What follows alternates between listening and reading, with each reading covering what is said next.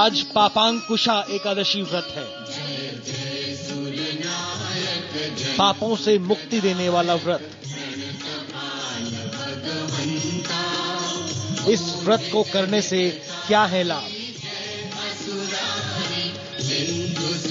1000 अश्वमेध और 100 सूर्य यज्ञ करने के जितना मिलता है लाभ। पापांकुशा एकादशी व्रत के समान कोई और व्रत नहीं। क्या है व्रत करने की विधि और कथा, जानेंगे पंडित वैभवनाथ शर्मा से ठीक 7:02 पर।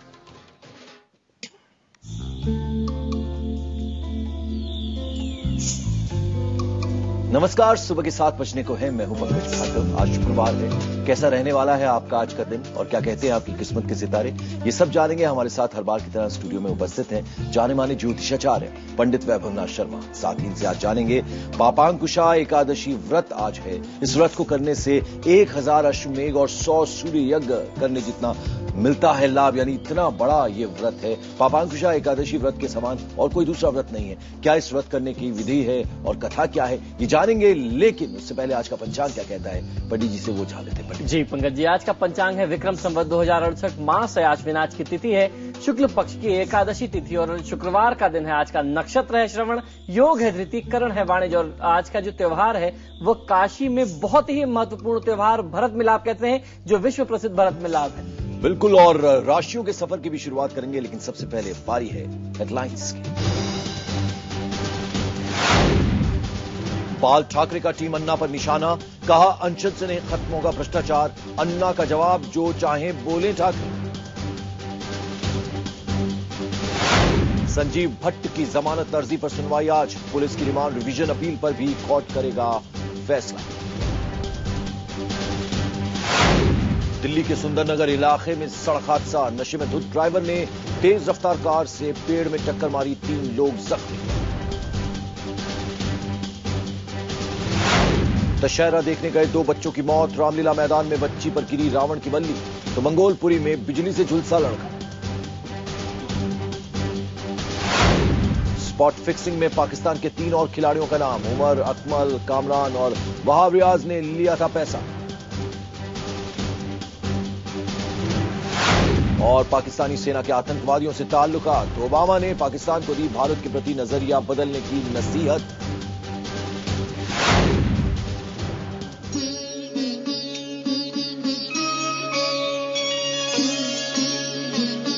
आज पापांकुशा एकादशी व्रत है। पापों से मुक्ति देने वाला व्रत। इस व्रत को करने से क्या है लाभ? 1000 अश्वमेध और 100 सूर्य यज्ञ करने के जितना मिलता है लाभ। पापांकुशा एकादशी व्रत के समान कोई और व्रत नहीं। क्या है व्रत करने की विधि और कथा, जानेंगे पंडित वैभवनाथ शर्मा से ठीक 7:02 पर।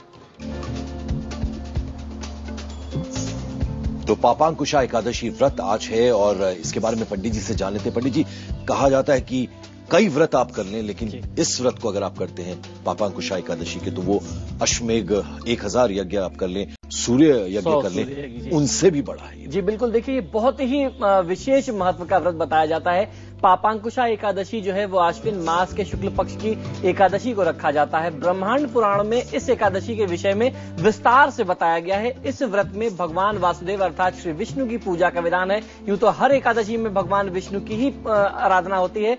शास्त्रों के अनुसार जहां तक इसकी कथा की बात करें तो एक बार धर्मराज युधिष्ठिर ने श्री कृष्ण से पूछा कि आश्विन एकादशी शुक्ल पक्ष की जो एकादशी है उसका क्या महत्व है, इस अवसर पर किसकी पूजा होती है और इसके व्रत को करने से क्या लाभ है। युधिष्ठिर की मधुर वाणी को सुनकर गुणातीत श्री कृष्ण भगवान ने बोला कि अश्विन शुक्ल एकादशी को पापांकुशा एकादशी के नाम से जाना जाता है। जैसे इसका नाम से ही स्पष्ट हो जाता है कि यह पाप से मुक्त करने वाली अर्थात निरोध करने वाली है और उनसे आपकी रक्षा करने वाली है।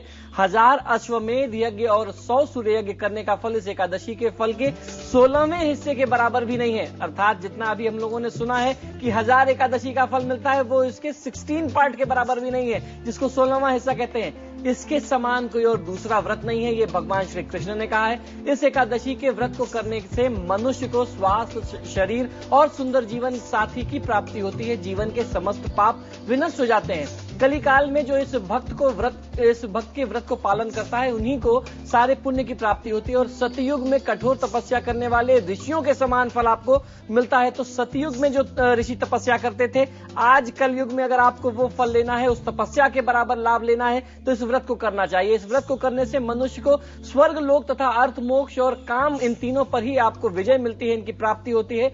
जो मनुष्य कठिन तपस्याओं के द्वारा फल को प्राप्त करते हैं, वही फल एकादशी के दिन क्षीर सागर में शेषनाग पर शयन करने वाले भगवान श्री विष्णु को नमस्कार कर देने से मिल जाता है। तो आज की दिनचर्या में भगवान विष्णु की आराधना करिए, उनको प्रणाम करिए और उसके साथ साथ जो मनुष्य यमलोक के दुख को नहीं भोगना चाहते, अगर वो इस व्रत को करते हैं तो जीवन बहुत ही सुखी हो जाता है और मृत्यु उपरांत जो है आपको गोलोकवास मिलता है। भगवान श्री विष्णु के चरण में आपको शरण मिलती है। तो पापांकुशा एकादशी का व्रत आज है और इस व्रत की कथा क्या है पंडित जी, अगर उस पर भी आप कुछ बता दें। जी बिल्कुल, देखिए इस व्रत की जो कथा हमारे शास्त्रों में मिलती है, विंध्य पर्वत पर महाक्रूर और अत्यधिक क्रोधन नामक एक बहेलिया रहा करता था। उसने बुरे कार्य करने में सारा जीवन व्यतीत कर दिया। जीवन के अंतिम भाग में उसके द्वार पर यमराज आते हैं उसको ले जाने के लिए कि भाई अब आपका अंतिम समय आ गया है, आपको चलना पड़ेगा।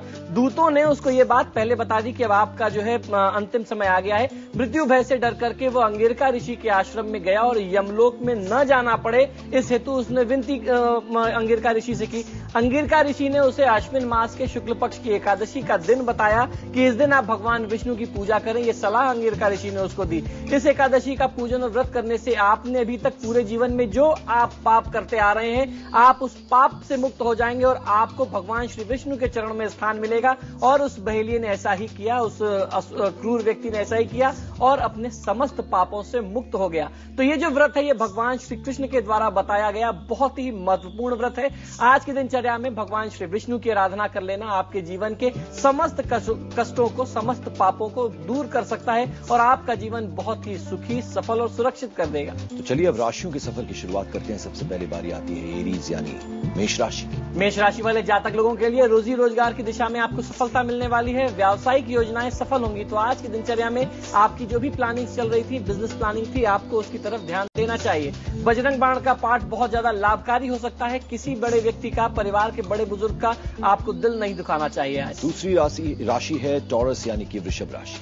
वृषभ राशि वाले जातक लोगों के लिए रुका हुआ अर्थात बाधित कार्य आज संपादित हो सकता है, सफल हो सकता है। ससुराल पक्ष की तरफ से आपको पूरा सहयोग और समर्थन मिलने वाला है। श्री गणेश अथर्व शीर्ष का पाठ कर लेना आज की दिनचर्या को सफल बनाएगा। किसी की निंदा में समय नष्ट न करें। तीसरी राशि आती है मिथुन राशि। मिथुन राशि वाले जातक लोगों के लिए आर्थिक प्रयास फलीभूत होने वाले हैं। धन, सम्मान, यश, कीर्ति में वृद्धि होगी। मंगल चंद्र का स्त्रोत का पाठ कर लेना और किसी को आज की दिनचर्या में रुपए पैसे उधार न देना आपके लिए सर्वोत्तम होगा। पंडित जी, हमने पापांकुशा एकादशी के बारे में आपसे जाना जी और उसकी कथा भी हमने जान ली जी। जो व्रत करने की विधि है, सरल विधि अगर है तो वो आप बताएं। जी बिल्कुल, इस व्रत के लिए देखिए भगवान विष्णु की आराधना करना है और जैसे भी आपसे बन पड़े करना है। बहुत ही सरल, बहुत ही सहज मैं आपको विधि बता रहा हूँ। आपको करना यह है कि इस विधि में भगवान विष्णु की पूजा के लिए धूप, दीप, नारियल, पुष्प का प्रयोग आप कर सकते हैं। दशमी तिथि से ही इस व्रत को रहने का नियम बताया जाता है हमारे शास्त्रों में। जो नहीं कर सकता दशमी से कम एकादशी के दिन आपको व्रत करना चाहिए। आपको करना यह है कि सप्तधान अर्थात गेहूं, उड़द, मूंग, चना, जौ, चावल और मसूर की दाल का सेवन आपको आज की दिनचर्या में नहीं करना है, क्योंकि इन सप्तधानों की पूजा जो है आज की दिनचर्या में एकादशी में भगवान को समर्पित करके की जाती है। एकादशी की प्रथम रात्रि में आपको भोजन में नमक और तामसिक वस्तुओं के सेवन को नहीं करना चाहिए और संपूर्ण संपूर्ण ब्रह्मचर्य का पालन करना चाहिए। ये हमारे यहाँ शास्त्रों का नियम है। जैसे इस व्रत के बारे में बताते हैं कि दशमी तिथि की रात्रि में ही जो है आपको एक बार भोजन करना चाहिए और कुछ हल्का सात्विक भोजन करें और उसके बाद कुछ आप भोजन न करें। और आज की तिथि में अर्थात आज सुबह प्रातः काल आप स्नान ध्यान से निर्वृत्त हो जाएं और अपने इस व्रत के लिए संकल्प ले लीजिए। संकल्प लेने के बाद आप अपने पूजा स्थान में अपने घर में एक घट स्थापित करें जिसमें जल हो। वो घट मिट्टी का हो सकता है, वो किसी भी धातु का हो सकता है। उस पात्र में जल हो। भगवान श्री विष्णु का आप आवाहन कर सकते हैं, उनकी मूर्ति रख करके आप उनका आवाहन कर सकते हैं और उसी मूर्ति की पूजा आपको करनी है। उसी घट का जो है आपको आराधना कर देनी है।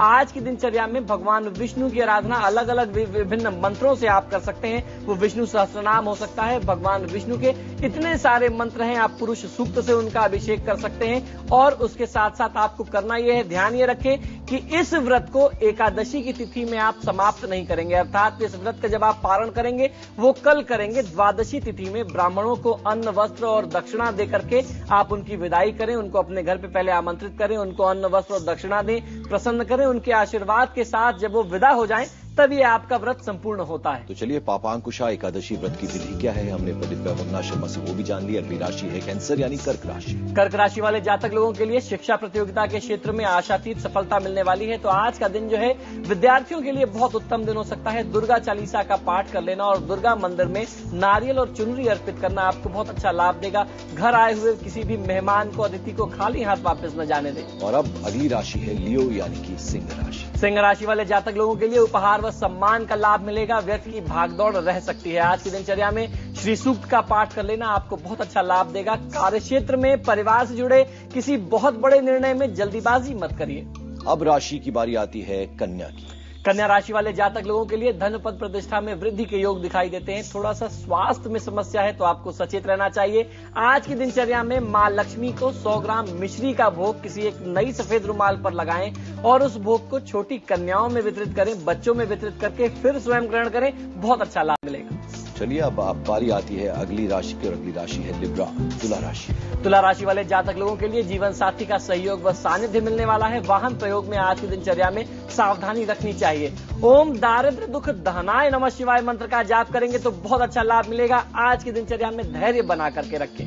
अब बारी आती है 8वीं राशि यानी कि वृश्चिक राशि। वृश्चिक राशि वाले जातक लोगों के लिए व्यापार में लाभ मिलेगा। सोचे कार्य बन सकते हैं, सफल हो सकते हैं। जो भी चिंताएं थी वो आज दूर होती दिखाई देती हैं। श्री कनक धारा स्त्रोत का पाठ करेंगे तो निश्चित ही जो भी आर्थिक समस्या आपके समक्ष आ रही है वो दूर हो जाएगी। किसी के वाद विवाद से भी आज स्वयं को बचाइए। तो चलिए, पापांकुशा एकादशी व्रत के बारे में, उसकी विधि क्या है, उसकी कथा क्या है, उसके लाभ क्या होते हैं, यानी ये पंडित जी ने बताया ही है। साथ ही 8 राशियों के बारे में बताया है। 4 राशियां भी बाकी बची, उनके बारे में जानेंगे। एक छोटा सा ब्रेक यहां ले रहे हैं, फौरन हाजिर होते हैं। कहीं मत जाइएगा, देखते रहिए आपकी किस्मत।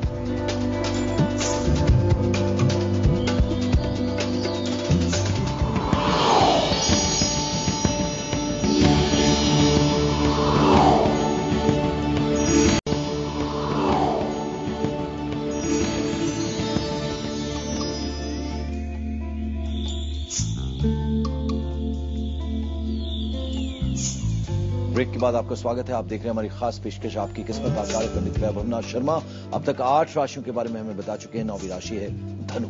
धनु राशि वाले जातक लोगों के लिए संतान के दायित्व की पूर्ति होने वाली है और आज बेरोजगार व्यक्तियों को, जो लोग रोजगार प्राप्ति के प्रयास में थे, बहुत अच्छा अवसर बनता है। तो आज आपको अपना प्रयास जारी रखना चाहिए। श्री सूक्त का पाठ कर लेना, मां लक्ष्मी की आराधना करना आपको लाभ देगा। घर में धातु का जंग लगा हुआ सामान आज आप स्वयं प्रयोग न करें।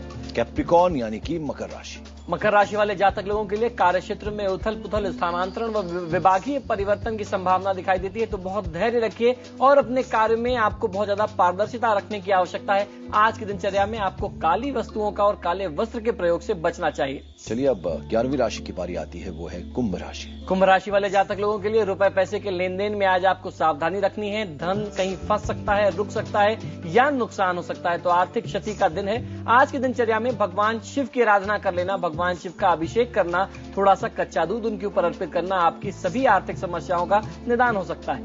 आखिरी राशि है मीन राशि। जी, मीन राशि वाले जातक लोगों के लिए उदर विकार की संभावना दिखाई देती है। वाहन प्रयोग में सावधानी रखनी चाहिए। आज की दिनचर्या में धनराय स्त्रोत का पाठ करेंगे तो बहुत अच्छा लाभ मिलेगा। मांसाहार के सेवन से बचें।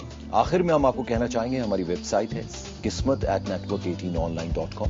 यदि आपके मन में फ्यूचर से जुड़ा सवाल पूछने की इच्छा है पंडित वैभवनाथ शर्मा से, तो आप अपनी जन्म तिथि, जन्म का समय और जन्म का स्थान यानी date of birth, place of birth और टाइम ऑफ बर्थ, ये 3 चीजें लिख के पंडित जी को भेजिए। फ्यूचर से रिलेटेड कोई भी सवाल करिए, उसका जवाब आपको पंडित जी देंगे। आप हमारे स्टूडियो में पधारे पंडित जी, बहुत बहुत शुक्रिया आपका। यहां हम ले रहे हैं एक छोटा सा ब्रेक, लेकिन कहीं मत जाइएगा। ब्रेक के बाद भी IBN 7 पर खबरों का सिलसिला चलता रहेगा लगातार।